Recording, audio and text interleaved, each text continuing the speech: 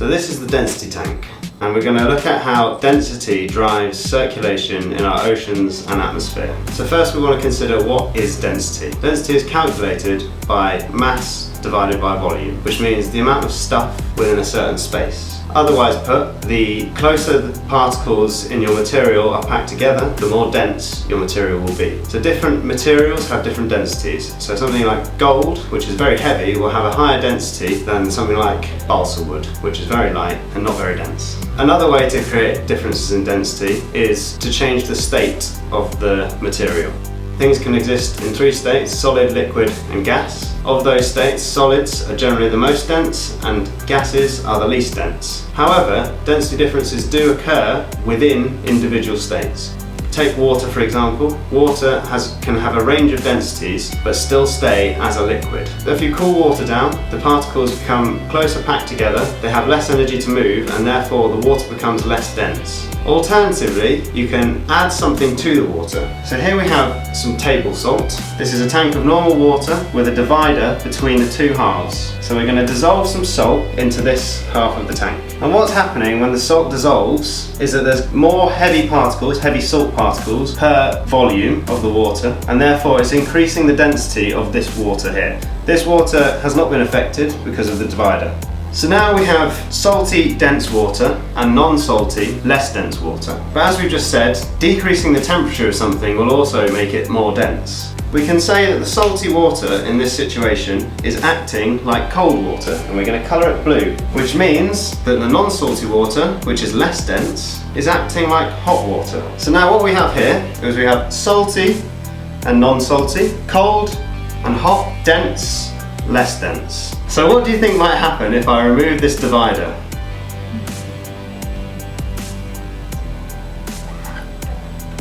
As you can see, the blue, salty, dense water is moving underneath the less dense, less salty, warmer water. You can see it's forming internal waves, and that's due to the density interface between the two states. And eventually it will settle so that both of the sides are even height, with the cold water or the salty water, the dense water, underneath the warmer, less salty, less dense water.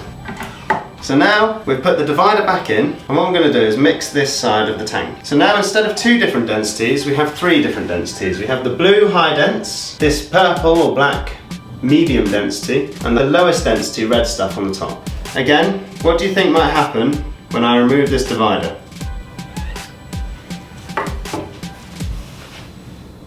Once again, we can see the water is separated into its different densities. We have the highest density blue water at the base, which is the cold or salty water. Then we have the medium density, medium temperature, medium saltiness water in the middle. And then on the top, we have this red low density layer, which is warm or very low salinity water. So the oceans are not one big pile of water, they're actually layered in terms of their density, because places have higher density, like the cold waters of the poles, and places where there's a lot of hot water, like near the equator, have lower densities. Also, salinity levels in the oceans vary, so you can have different saltiness of the water that also increases the density layering. So the oceans are quite complicated.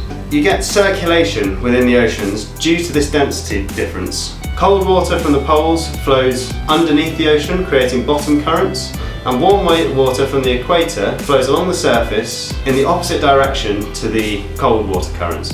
And there's a continuous circulation of these different waters. So if you've heard of the Gulf Stream, that's an example of a hot water current that comes from water being heated up in the Caribbean Sea and the Gulf of Mexico and travels across the Atlantic up towards the UK. And that's responsible for our very warm climate compared to the same latitude elsewhere. So Newfoundland is a similar latitude to the UK, yet it has very, very cold winters, whereas the UK has quite cold winters. Density variations don't only occur in water, they also occur in air.